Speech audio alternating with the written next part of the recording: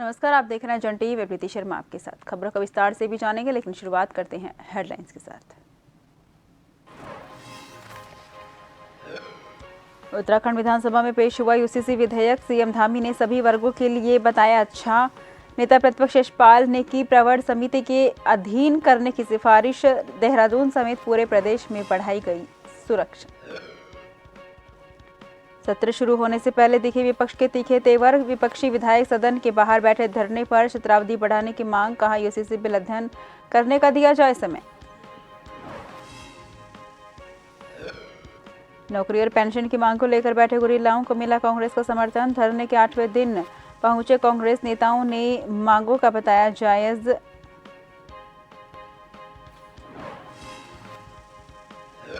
हल्द्वानी में गैंगरेप का मामला निकला झूठा। पुलिस जांच में छेड़खानी की बात आई सामने। पुलिस ने 2 युवकों को किया गिरफ्तार।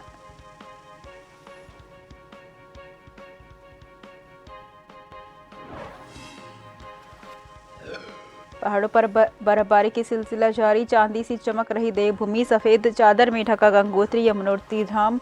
गलेश्वर हुए रिचार्ज। मसूरी में बारिश तो कई पर्वत चोटियां बर्फ से ढकी।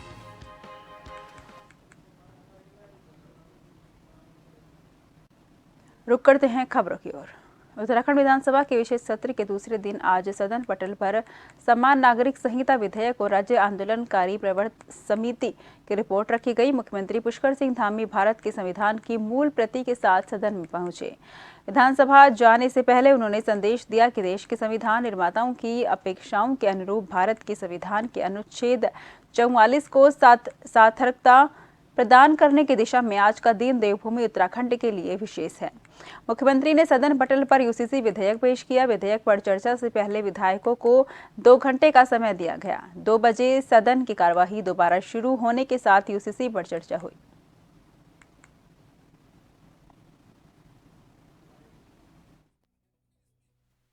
यूसीसी जिस प्रकार से आज माननीय मुख्यमंत्री जी के द्वारा प्रस्तुत किया गया, मैं एक ही बात कह सकता हूं कि हम सब गौरवशाली हैं।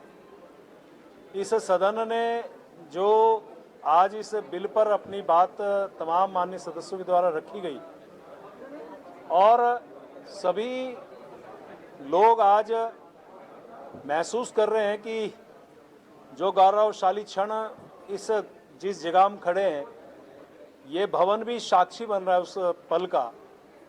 तो ये ऐतिहासिक क्षण हमारे लिए है और पूरे देश के अंदर उत्तराखंड पहला राज्य है जहां यूसीसी लागू करने का पहल माननीय मुख्यमंत्री धामी साहब ने यहाँ पे किया है। बद्री केदार और केदारनाथ की भूमि में इस देवभूमि से एक बड़ा बहुत ऐतिहासिक बिल पारित हो रहा है, जिसकी चर्चा सदन में हो रही है और सभी सदस्य बड़े जोश खरोश के साथ, बड़े उत्साह के साथ इसमें पार्टिसिपेट कर रहे हैं। ये महिला सशक्तिकरण को लक्ष्य लेकर के ये बिल जो है पास होगा, ताकि महिलाओं का सम्मान मिले, महिलाओं को शक्ति मिले। इसके साथ साथ बाल विवाह जो है वो नहीं होगा, अवैध माना जाएगा। इसके साथ साथ बहुत से इसके अंदर नियम है जिनसे मैं समझता हूं कि एक आचार संहिता पूरे हमारे देश में लागू होगी और इससे यही यूसीसी जो है सऊदी अरब में, टर्की में, इंडोनेशिया में, नेपाल में, फ्रांस में, अजरबैजान में, जर्मनी में, जापान में, कनाडा में भी। उत्तराखंड विधानसभा में आज सीएम धामी ने यूसीसी विधेयक पेश कर दिया। इसके बाद बीजेपी नेताओं की इस पर प्रतिक्रिया भी देखने को मिली। पूर्व सीएम त्रिवेंद्र सिंह रावत ने कहा कि अन्य राज्यों को भी इस पर विचार करना चाहिए, तो उत्तराखंड के मंत्री प्रेमचंद अग्रवाल ने कहा कि विधेयक के कानून में बदल जाने के बाद इसके साथ राजनीति करने की कोशिश करने वालों को अपनी गलती का एहसास होगा। वहीं उत्तराखंड के पर्यटन मंत्री सतपाल महाराज ने कहा कि यूसीसी विधेयक पेश करने से यूसीसी पेश किया जाना संविधान निर्माता BR अम्बेडकर की कल्पना को पूरा करता है। शुरुआत देवभूमि उत्तराखंड से हुई है। मुझे लगता है कि देश के अन्य राज्य भी इस पर विचार करेंगे, अन्य पार्टियां भी इस पर विचार करेंगी। इसको एक अच्छी शुरुआत कहा जा सकता है। निश्चित रूप से जो ये कानून उत्तराखंड में बनने जा रहा है, उससे विशेष रूप से जो हमारी महिलाएं हैं और विशेषकर उनमें भी जो मुस्लिम महिलाएं हैं, उनके लिए बहुत अच्छा एक स्वस्थ वातावरण निर्माण होगा। जब संविधान बना था तब भी ये कहा गया था कि समान नागरिक आचार संहिता लागू होनी चाहिए, लेकिन तुष्टीकरण के कारण, जातीय संतुष्टीकरण के कारण कुछ लोग शासन में रहने के बाद इसको लागू नहीं कर पाए। हम सौभाग्यशाली हैं, हम देवभूमि के लोग सौभाग्यशाली हैं कि आज इसको विधानसभा के पटल पे रखा गया और माननीय यशस्वी मुख्यमंत्री ने 12 फरवरी 2022 को जब हम लोग चुनाव में जा रहे थे तो उन्होंने संकल्प लिया था कि यदि हम सत्ता में आए तो हम लोग इसको लागू करेंगे। और आज वो शुभ दिन आया कि संकल्प से सिद्धि तक जो हमारा मूल मंत्र है उसको आज हम पूरा कर रहे हैं। मैं आज बड़ा ऐतिहासिक दिन मानता हूं और माननीय धामी जी को बहुत बहुत बधाई देता हूं जो ऐसा महत्वपूर्ण बिल हमारी धरती पर लाए हैं और यहाँ की विधानसभा से ये पारित होगा। ये मैं समझता हूं गंगा यमुना की धरती है, बद्री केदार की धरती है और यहाँ से समान आचार संहिता का बिल जो सबके लिए समानता लाए, क्योंकि आर्टिकल 44 के अंदर ये बात रखी गई थी कि there should be a common civil code.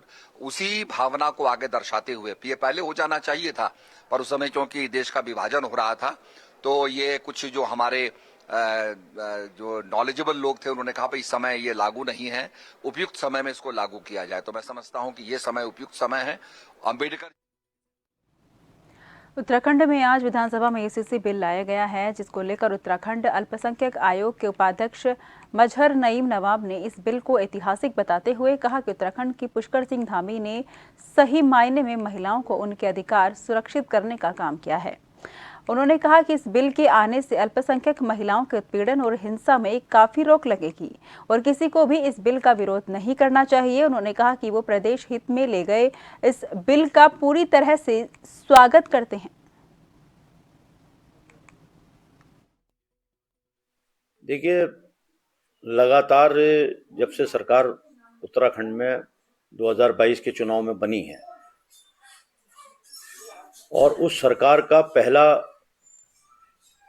एक समान नागरिकता कानून को लेकर के प्रयास रहा और सरकार ने इसके लिए कमेटी बनाई। कमेटी ने अपना काम किया, जगह जगह जाकर के बुद्धिजीवी और आपके मौलवी और राजनीति दल के लोगों से इसके बारे में आपत्तियां ली। उन आपत्तियों का निस्तारण हुआ।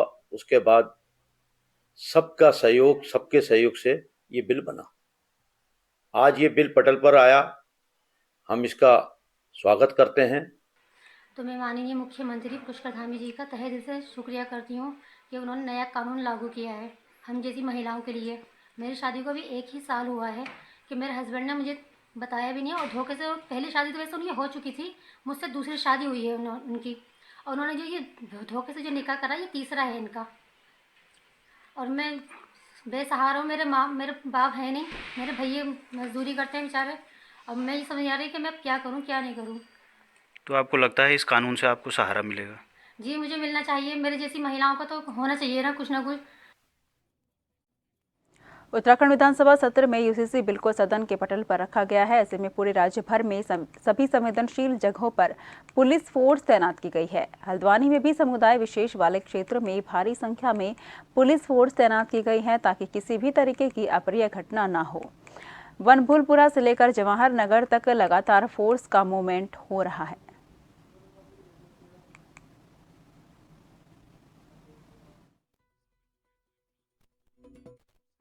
देखिए, विधानसभा सत्र के मद्देनज़र हमेशा ही सुरक्षा व्यवस्था बढ़ाई जाती है, तो उसी क्रम में हमने हल्द्वानी शहर में और नैनीताल जिले के सभी कस्बों में एक ड्यूटी प्लान तैयार किया था। उसी के क्रम में आज हमने फोर्स डिप्लॉय किया है और हमारी पुलिस फोर्स तैनात है।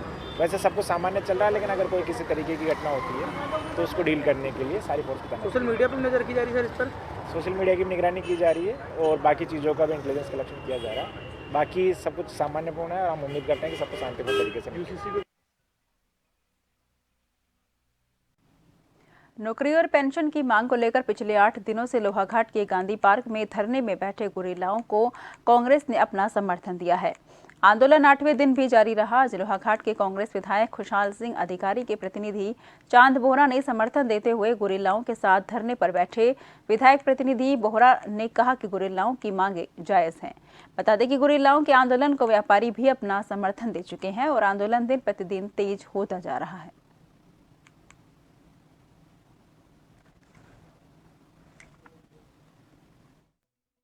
बात है कि आज हमारा उत्तराखंड बनने के बाद भी हमारे गुरिल्लाओं की कहीं पर से कहीं तक कोई ऐसी जो मांगे हैं इनकी, उन मांगों पर जो है कि खरा नहीं उतर पा रही है सरकार।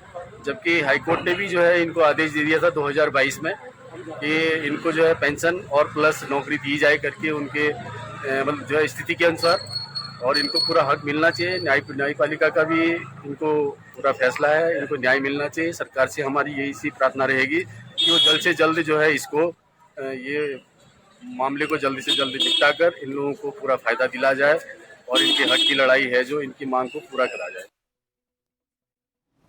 खबर लालकुआ से है, जहां जिला औषधि निरीक्षक और पुलिस ने लालकुआ और बिंदु खता के आधा दर्जन मेडिकल स्टोरों में ताबड़तोड़ छापेमारी की है और इस दौरान 3 मेडिकल स्टोर के खिलाफ NRX की दवाइयों में अनियमितताएं मिलने पर उन्हें नोटिस जारी करने और बार बार मेडिकल स्टोर बंद कर नदारद रहने वाले मेडिकल स्टोर के स्वामियों के खिलाफ भी कार्रवाई की चेतावनी दी है।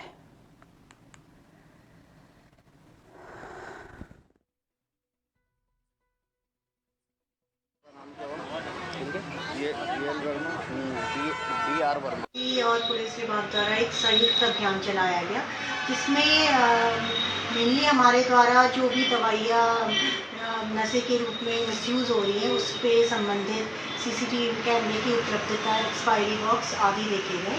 इसमें कुछ मेडिकल स्टोरों में हमें NRX की दवाइयाँ मिली, जिसका सेल परचेज रिकॉर्ड कुछ मेडिकल स्टोर का मौके पे हमारे द्वारा सत्यापन किया गया है और जिन मेडिकल स्टोरों में मौके पे रिपोर्ट नहीं दिखाया है उनको 5 दिन का समय देते हुए उनसे स्पष्टीकरण व सेल परचेज में मांगते हुए लाइसेंस को उनके सस्पेंड करने की संस्तुति विभाग द्वारा की गई।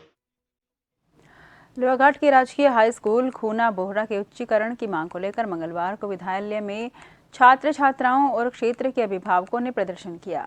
विद्यालय की SMC अध्यक्ष भावना देवी और सामाजिक कार्यकर्ता राजू भैया के नेतृत्व में हुए प्रदर्शन में छात्र छात्राओं और अभिभावकों ने कहा कि खूना बोहरा राजकीय हाई स्कूल का जल्द उच्चीकरण कर इंटर की कक्षाएं संचालित की जाएं। उन्होंने कहा कि हाई स्कूल पास करने के बाद उनके बच्चों को 6 किलोमीटर दूर लोहाघाट या 7 किलोमीटर दूर चंपावत के विद्यालय में जाना पड़ता है, जिस कारण छात्र छात्राओं को काफी दिक्कतें उठानी पड़ती हैं। बच्चों के लिए बहुत दिक्कत आ रही है। यहाँ से जा रहे हैं 5 किलोमीटर दूर जा रहे हैं, पैदल आना है, पैदल जाना है। लड़के तो कोई हालत में भी चले जाते हैं, हम लड़कियों की परेशानी है, बहुत दिक्कत आ रही है उनके लिए, आ जा नहीं पा सकते हैं वो। हम कह रहे हैं कि इंटर तक हो जाता तो यहाँ सही था, हमें तो यही मांग है। नहीं सर, पहले कोई नहीं कर पाया ऐसा, कहते तो सब है, कोई कहते हैं बच्चे कम हो रहे हैं, कोई कहते हैं कैसे बनाएंगे, यहाँ तो कोई आएगा ही नहीं। हम खूना बोहरा के छात्र हैं। अभी तो हम 10 में हमारे लिए यहाँ अच्छा हो रहा है, लेकिन हम 11 में चले जाएंगे तो फिर वहाँ हमें लोहाघाट जाना पड़ेगा या फिर चंपावत जाना पड़ेगा, जहाँ हमें बहुत दिक्कत होगी, क्योंकि कभी कभी आते हुए हमसे बड़ी दीदियाँ लोग भी हैं, उन्हें देर हो जाती है तो उन्हें बहुत परेशानी हो रही है। इसलिए हम सरकार से यही मांग करते हैं कि हमारे लिए खूना बोहरा में ही इंटर तक स्कूल होना चाहिए। आज मैं काफी समय से जब यहाँ आता था अपने मित्रों से मुलाकात करने, तो मैंने जब यहाँ देखा है समस्या को, तो मुझे एक चीज बहुत बढ़िया लगी कि सामने प्राइमरी है, इधर 10वीं तक विद्यालय है। अगर यदि इस विद्यालय का उच्चीकरण होता तो क्षेत्र का बहुत विकास होता। और जब यहाँ पता लगा कि करीबन 13 गाँवों से जुड़ा हुआ यह विद्यालय है, विद्यालय के पास एक अच्छा फील्ड भी है, मैं सरकार से निवेदन करता हूँ कि जल्द से जल्द इसको उच्चीकरण की मांग को पूरा करे और यहाँ के क्षेत्रीय वासियों को इसका। खबरों का सिलसिला जारी रहेगा, फिलहाल लेते हैं छोटा सा ब्रेक।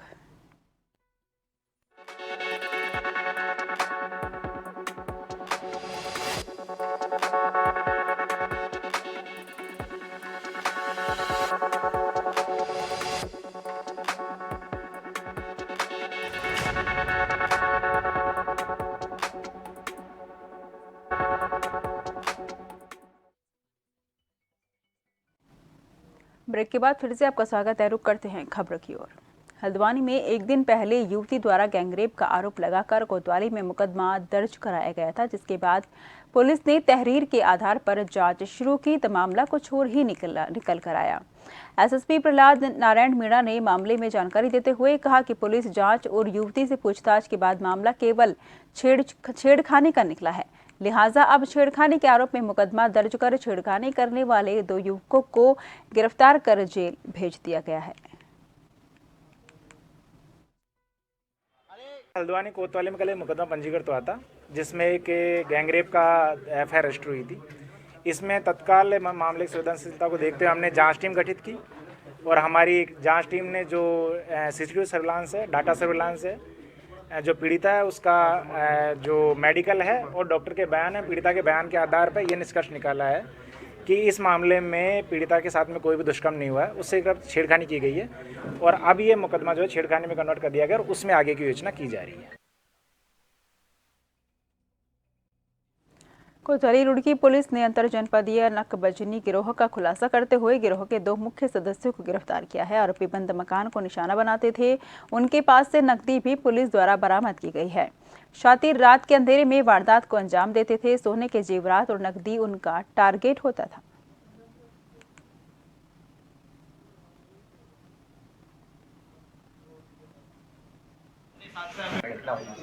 इस संबंध में लगातार पुलिस टीम के द्वारा प्रयास किया जा रहा था। इसमें सीसीटीवी फुटेज के अवलोकन से एक संदिग्ध स्कूटी की संदिग्धता प्रकाश में आई, इस्तेमाल होना प्रकाश में आया और उक्त स्कूटी मालिक के बारे में जानकारी करने पर वो अजय कुमार निवासी पीठ बाजार ज्वालापुर की होनी पाई गई। अजय कुमार को गहनता से पूछताछ की गई तो उसके द्वारा उक्त घटना में अपनी संलिप्तता स्वीकार करते हुए गिरोह के अन्य सदस्यों के बारे में महत्वपूर्ण जानकारियां दी गई, जिस आधार पर एक अन्य अभियुक्त भोले निवासी पीठ बाजार ज्वालापुर को गिरफ्तार किया गया है और उनके कब्जे से लगभग 3 लाख रुपए कैश बरामद किए गए हैं, जो इस घटना के उपरांत जो ज्वेलरी उन्होंने बेची थी उससे प्राप्त। पुलिस का दावा है कि 1 फरवरी को जयदीप सिंह ने सितारगंज कोतवाली में उसके भाई मनदीप सिंह और अन्य साथियों के ऊपर कार से आए लोगों ने हमला कर उसके साथ लूट होने की शिकायत दर्ज कराई थी। वहीं पुलिस ने मामले को गंभीरता से लेते हुए मुकदमा पंजीकृत कर जांच शुरू की थी। मामले में पुलिस ने गगनदीप सिंह उर्फ रतनपुरिया और विपिन को गिरफ्तार किया। दोनों अभिव्यक्तियों के पास से लूटी गई सोने की चैन का टुकड़ा बरामद किया। साथ ही 315 बोर का तमंचा, 2 खोखे 12 बोर के और 1 तलवार बरामद की है। पुलिस ने दोनों व्यक्तियों को न्यायालय में पेश किया है। वरिष्ठ पुलिस अधीक्षक ने मामले का खुलासा करने वाली टीम को 25,000 की नगद इनाम की राशि देने का ऐलान किया है।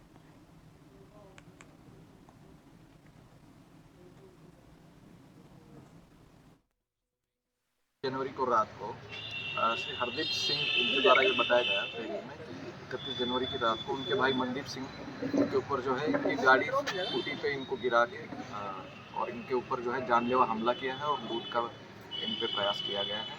तो इस तहरीर को प्राप्त होते ही हमने इसमें तुरंत संगीन और रिलेवेंट धारा में मुकदमा पंजीकृत किया था।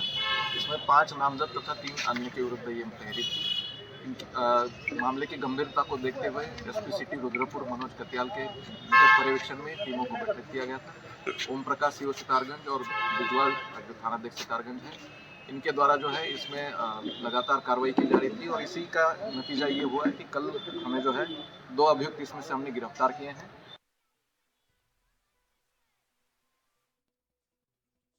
पिथौरागढ़ के धारचूला क्षेत्र से 2 नाबालिग बालिकाएं लापता हो गई हैं। दरअसल वे घर से बिना बताए कहीं चली गई। तहरीर के आधार पर कोतवाली धारचूला में मामला दर्ज कर लिया, जिसके बाद पिथौरागढ़ पुलिस ने 24 घंटों के भीतर ही नाबालिग बालिकाओं को बरेली से सकुशल बरामद कर लिया।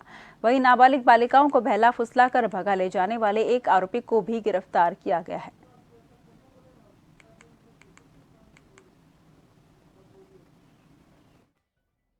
फरवरी की सुबह धारचूला कोतवाली में हमारे पास एक शिकायत प्राप्त हुई थी, जिसमें 2 नाबालिग बच्चियां जो कि 15 वर्षीय की थी, इन दोनों बच्चियों को बाहर के किसी युवक के द्वारा इनको भगाने का प्रयास किया गया और इनको बताया गया कि हम आपको बैंगलोर लेके जा रहे हैं।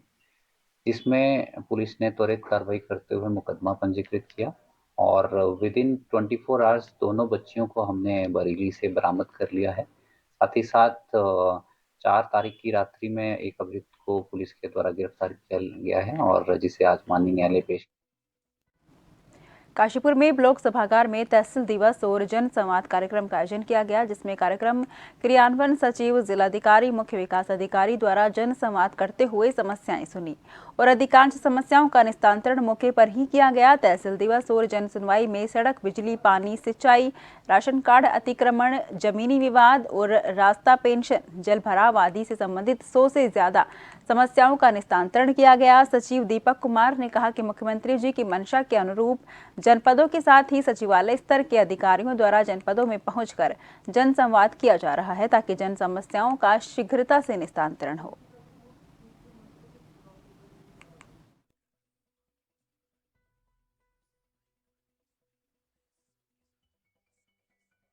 समय पर महीने में होते हैं और जिलाधिकारी का भी एक क्रम बना हुआ है जिसमें जिलाधिकारी जाते हैं और जिला स्तर के उसमें सारे अधिकारी भाग लेते हैं। आज अच्छी बात है कि श्री दीपक कुमार साहब सचिव कार्यक्रम कार्यान्वयन विभाग भी यहाँ पर इस तहसील दिवस में जनपद के भ्रमण पर आए थे विजिट में, तो उपस्थित हैं। तहसील दिवस एक ऐसा समाधान का केंद्र है जहाँ पर तमाम तरह की समस्याएं आती हैं। कई विभागों को जिस समस्या को हल करना होता है एक साथ। मुख्यमंत्री पुष्कर सिंह धामी के दिशा निर्देश में टैनापुर, Subhash Nagar, Bengali colony, ward number 3 में बहुउद्देशीय शिविर लगाया गया। कैंप के माध्यम से लगभग 51 परिवार लाभार्थी हुए। इस दौरान समाज कल्याण विभाग, श्रम विभाग, नगर पालिका, विद्युत विभाग, राजस्व विभाग और अन्य विभाग के स्टॉल लगाए गए, जिसमें वृद्धा पेंशन, विधवा पेंशन और अन्य पेंशन पंजीकरण के साथ सत्यापन किए गए। वहीं राशन कार्ड के सत्यापन के साथ विद्युत संबंधित समस्याओं का तत्काल निस्तारण किया गया।